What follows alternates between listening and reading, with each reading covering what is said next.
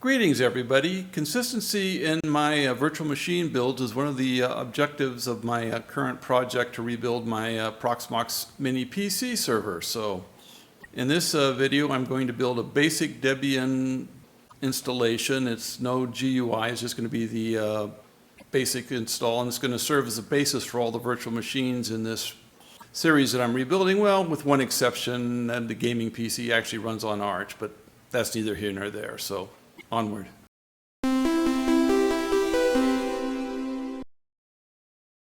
So yes, I'm using Debian for the basis for all of my servers. Well, again, like I say, there's one exception. My gaming server runs Arch, and it needs some newer libraries that are currently available in Debian Trixie, although I'm going to check backports and see if they're there now. If so, I'll switch over, but if not, it'll stay on Arch. But anyways, I need a consistent server build, and reliability for this particular project is far more important to me than bleeding edge software. So in this video I'm going to walk through my basic setup for a Debian based PC with no graphical user interface. There's nothing really server about it yet. We're going to make it to a server, but it's going to serve as a consistent base for the file server, the media server, the library server, the wiki server.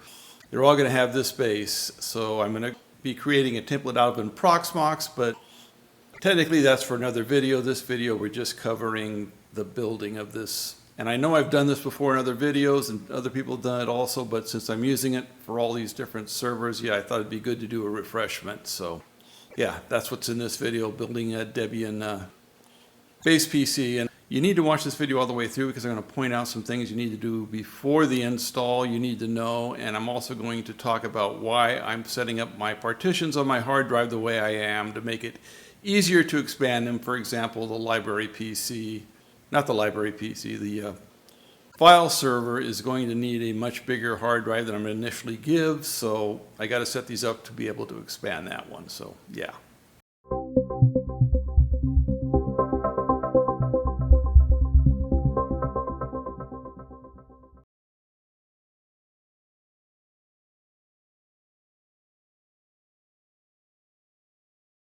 Okay, let's go ahead and talk about a few basic assumptions here before we get started. I'm not going to talk about how to download the Debian ISO. I'm not going to talk about how to make a bootable USB key. However, if you having trouble finding it, there should be a address on the screen somewhere, www.debian.org/cd/install. That's the one I recommend. Again, as far as creating bootable media, if USB, you can use Rufus on Windows, you can use Etcher on Windows or Linux, I think Mac too, I'm not sure, DD on Linux, Fedora Media Writer, any of those.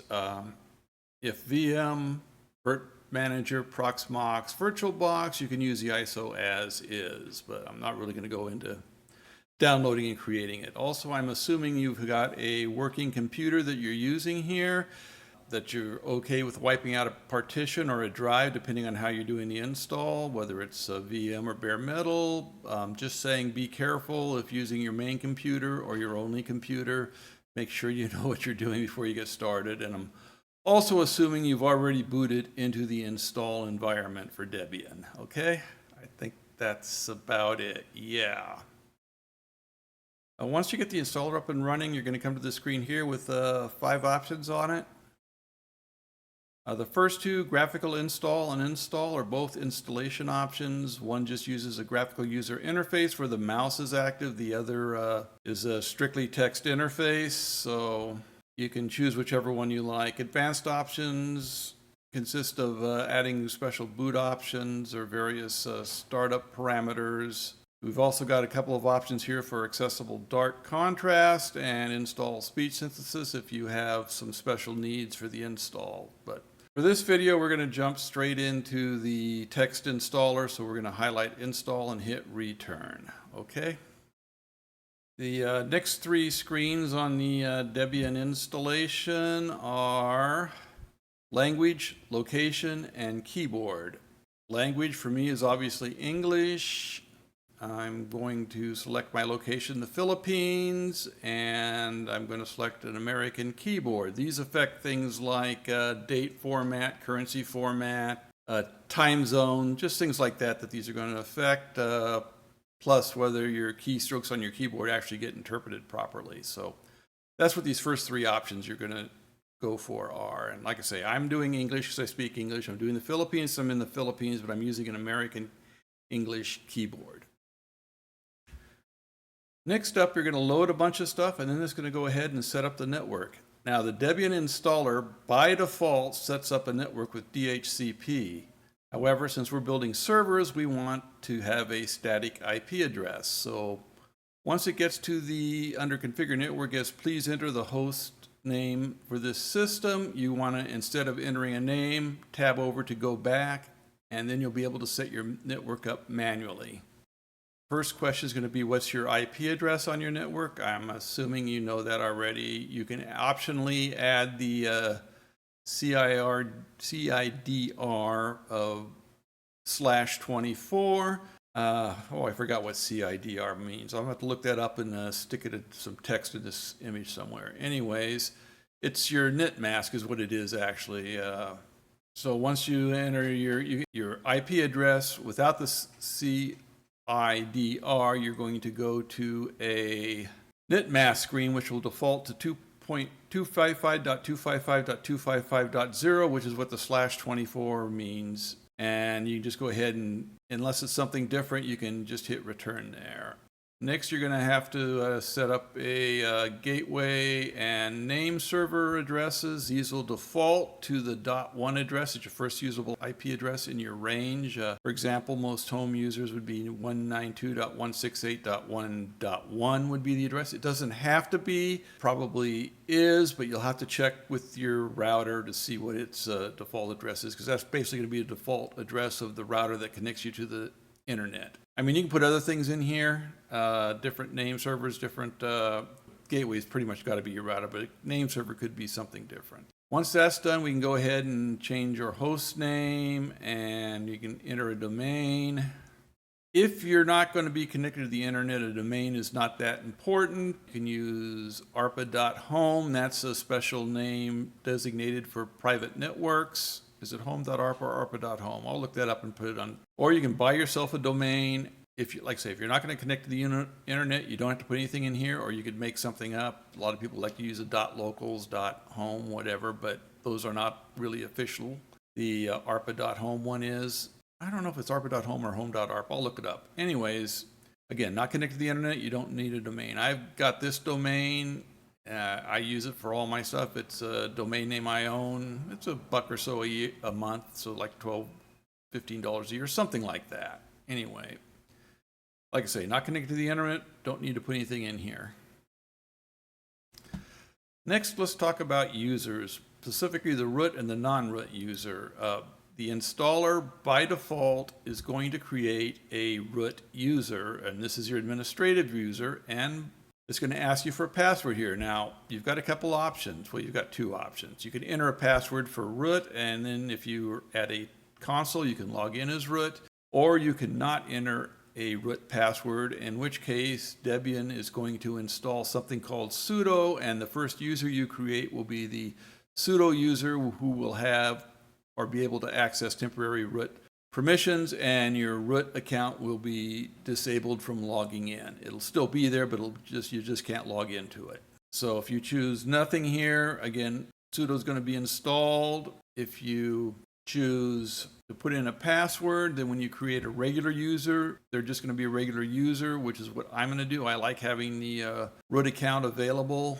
It can speed things up sometimes. It's up to you. You can talk to your security professionals and they'll tell you one thing or the other, but I like to have it enabled. And because I'm enabling the root account, that means I'm going to have to install sudo and make this next user we're creating a sudo user. So anyway, you create your non-root user next, you got to have at least one. And then we'll go through some more loading screens and on to the next step. Okay, let's talk about partitioning your drive. So I've got two drives, and I mentioned this, I think, in the previous one, a 1 terabyte NVMe drive and a 2 terabyte NVMe drive. They're tacked together using LVM, Logical Volume Manager, into your two physical volumes make up one volume group. LVM is in addition, well, it's basically a management system There's other ones like ButterFS and ZFS. This is different than things like ext4, which would be the file system we're using on top of this. But anyway, my two NVMe drives are combined. Now I'm going to be building some, there's a specific reason I'm going to be building things the way I'm going to be building them. So if we have like my media server and my library server, and let's say it's media server is 512, library server is a full terabyte. Again, the way they're stacked up here, if you want to adjust anything on the size related to the media server, you got to do something with the library server first. It can get a little complicated, but we're going to be creating logical volumes, and these will actually be what you access. These will be the ones that are ext4 formatted. This is going to be our logical volume here. We're going to call it Debian base. We're going to make it 10 gigabytes. And if our particular server needs more space, we'll expand the volume after we create it. But we're building it in a certain way so that we can expand it easily. So let's go over that. The first part, we're going to do manual partitioning. We're going to stay away from auto, anything auto or guided. We're going to go manual, and the first thing I'm going to do is create an EFI partition and make it about 0.5 gigabytes. You can make it smaller or bigger. I know it's like a lot of people like to use 512, so I'm using that. Some use 700, 712, Red Hat, Fedora. I actually looked at this thing after creating one. Unless you're dual booting or sticking your init image in there, you're only going to use up maybe 100 gigabytes max, but we're going to make it 100 megabytes max, but we're going to go ahead and make it 0.5 gigabytes. Anyway, that's going to be the first partition. Well, technically there's a smaller one in front of that, but we're not worried about that. It's pretty much automatic. And then we're going to create swap space. We're going to use 2 gigabytes. If you build a default Debian system and you go with guided, it's going to give you somewhere around 600 megabytes of swap space. If you've got a really large file system, it'll go up to maybe 5 or 6 gigabytes. Some people will argue you don't need swap space at all. And like I say, if you got enough memory, you probably don't need swap space. It's just a fallback, and 2 gigabytes is just an estimate on my part. Feel free to use whatever size swap space or not use swap space if you want. And then finally, we're going to fill up the rest of the drive with our system partition or root partition. And the reason it's at the end like this is if we extend out this logical volume to take in more space, then it's much easier to extend not like this on the computer, but it's much easier to extend things on our diagram here to the right when there's no other partitions ahead of them. So if we set up like this, it's just a simple matter. There's a couple of methods we can use to extend this. We can actually extend the partition itself, or we can just add a new partition, which is what I'm going to use, and partition that space. But either way, it's easy to do if we set it up like this, with the system partition being the last partition we created, and it's easier to expand, much easier. So let's go ahead and run through this. We'll create our 512. This is going to be an EFI partition type. Okay, and then we're going to do the swap partition here. Next. Again, 2 gigabytes. And then everything else is just going to take up a FAT32, not a FAT32, a ext4 partition on the end of our drive. And that's going to be our system partition. And then that's it. Once we get that done, we can go ahead and check, tab over to yes and write changes to our drive. And we're on to the next step. The next thing you're going to want to do is you're going to want to install or set up your package manager. And a package manager, for those new to Linux, is how Linux handles software. You download packages which install automatically. So first thing you want to do is you're going to want to choose a country close to you. I'm in the Philippines. I've used Thailand or Taiwan. Either one will work. Then you're going to want to choose an actual mirror. I usually go with the first one, deb.debian.org. If you're having troubles, you can try one of the other mirrors. If you have a proxy on your network, then you need to enter the information here. I will tell you now, most home systems don't have a proxy, and if you do have a proxy, you probably added it and know what to do here. But generally, if you're on a home network and you don't know anything about a proxy, you probably don't have one, so you can leave this blank. Do some more install stuff, and then it'll ask you if you want to be part of the popularity contest. The default is no. Basically what this does is occasionally it sends back to Debian which packages you've got loaded, and basically this lets the developers know which packages are used more than other packages, which ones should probably get developed or bug fixes faster. But it defaults to no, so if you don't want to do it, you can just select no. Next up is what we call task select. And this is basically where you set your computer up to do a specific function. Most of these are for a graphical desktop environment.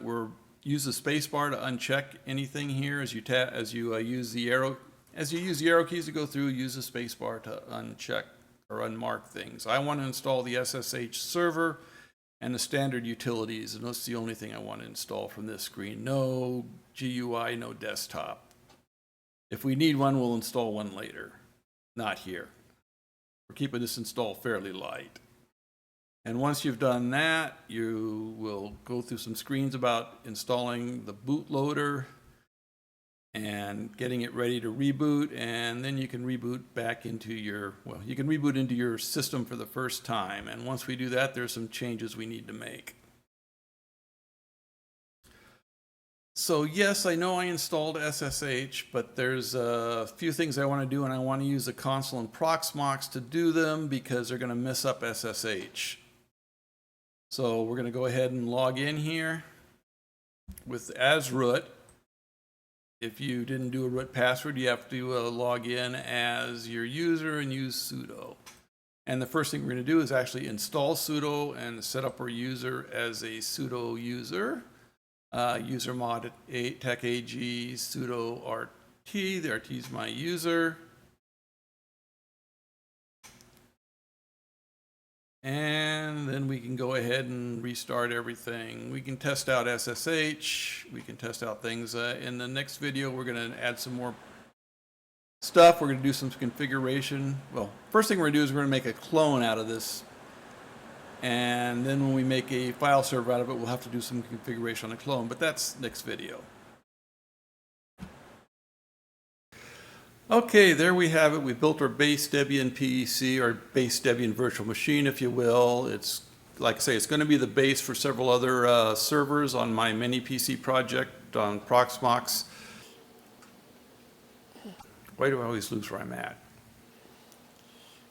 So in the next video, I'm going to be building the file server, but I'm also going to be creating a template out of this virtual machine we created in this video, and it'll be, like I say, serve as the basis. Their templates are easy, making clones out of them are easy, but there's a few things you need to know about to make this practical, and we'll cover that too in the next video. Anyway, if you got anything out of this video, please like, subscribe, comment, recommend, all that fun stuff, and let me know if there's anything else you're interested in seeing videos on. This server project's going to take me the next several videos, which technically makes building the server a lot longer. The whole mini PC makes the build a lot longer than it normally would, since I'm doing a video on each part. Well, we'll see after the file server video how it goes, but yeah. Anyway, that's it for now. Catch y'all later.